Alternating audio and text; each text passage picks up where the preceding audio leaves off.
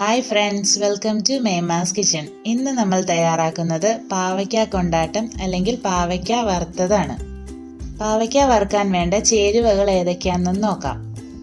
250 gram പാവയ്ക്ക കനം കുറച്ച് നീളത്തിൽ അരിഞ്ഞത്, 1/4 മുറി തേങ്ങയുടെ കൊത്ത്, 6 പച്ചമുളക് നീളത്തിൽ മുറിച്ചത്, പിന്നെ കുറച്ച് കറിവേപ്പില. ഇനി നമുക്ക് ചേരുവകളെല്ലാം മഞ്ഞളും ഉപ്പും തിരുമ്മി കുറച്ച് സമയം വയ്ക്കാം. അതിനു വേണ്ടി 1 നുള്ളു മഞ്ഞൾപ്പൊടി വീതം നമുക്ക് ഇട്ട് കൊടുക്കാം.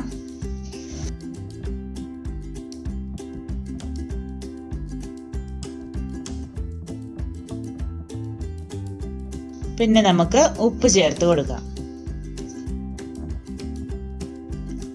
എന്നിട്ട് എല്ലാം നന്നായി തിരുമ്മി വയ്ക്കാം.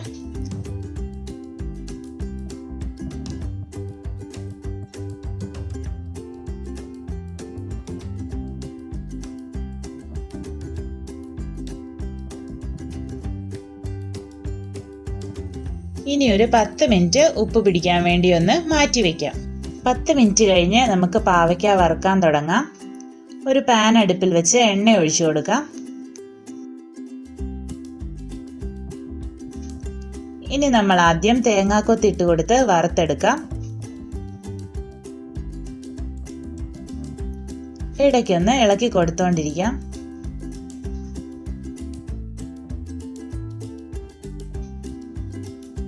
തേങ്ങാക്കൊത്ത് ബ്രൗൺ കളറിലേക്ക് മാറുമ്പോൾ നമുക്ക് കോരി മാറ്റാം.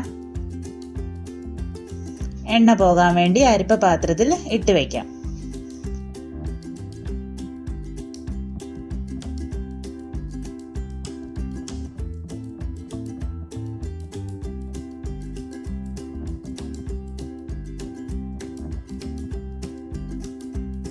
ഇനി നമുക്കിതിലേക്ക് പാവയ്ക്ക ഇട്ട് കൊടുത്ത് വറുത്തെടുക്കാം. 2 പ്രാവശ്യമായിട്ട് പാവയ്ക്ക വറുത്തെടുക്കാം. ഇടയ്ക്ക് ഇളക്കി കൊടുത്തോണ്ടിരിക്കാം.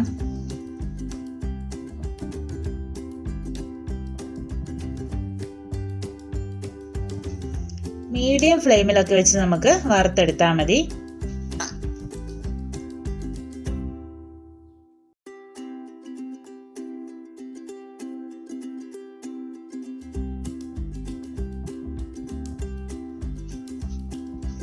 പാവയ്ക്ക ബ്രൗൺ കളർ ആയിട്ടുണ്ട്.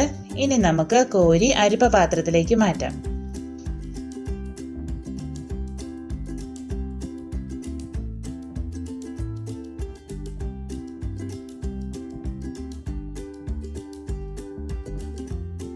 ബാക്കിയിരിക്കുന്ന പാവയ്ക്ക കൂടി നമുക്ക് വറുത്തെടുക്കാം.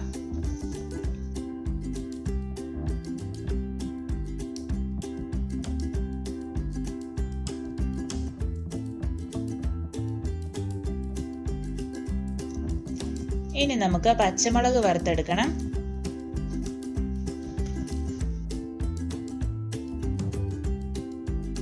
കുറച്ചൊന്ന് വാടി കഴിയുമ്പോൾ പച്ചമുളക് കോരി മാറ്റാം.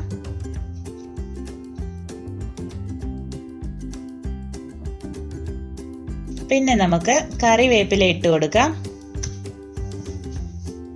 കറിവേപ്പില കരിഞ്ഞു പോകാതെ പെട്ടെന്ന് തന്നെ ഫ്ലെയിം ഓഫ് ചെയ്ത് കോരി മാറ്റാം.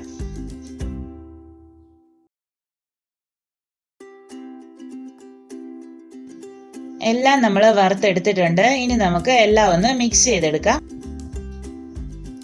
ഇപ്പൊ നമ്മുടെ പാവയ്ക്ക കൊണ്ടാട്ടം റെഡി ആയിട്ടുണ്ട്.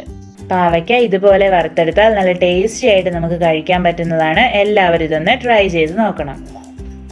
നിങ്ങൾക്ക് ഈ വീഡിയോ ഇഷ്ടമെങ്കിൽ ഈ ചാനൽ ഒന്ന് സബ്സ്ക്രൈബ് ചെയ്യണം. നോട്ടിഫിക്കേഷൻസ് ലഭിക്കാൻ ബെൽ ബട്ടൺ ക്ലിക്ക് ചെയ്യണം. കമന്റ്സ് അറിയിക്കാൻ മറക്കരുത്. അടുത്ത ദിവസം മറ്റൊരു വീഡിയോയുമായി കാണുന്നത് വരെ ഗുഡ് ബൈ.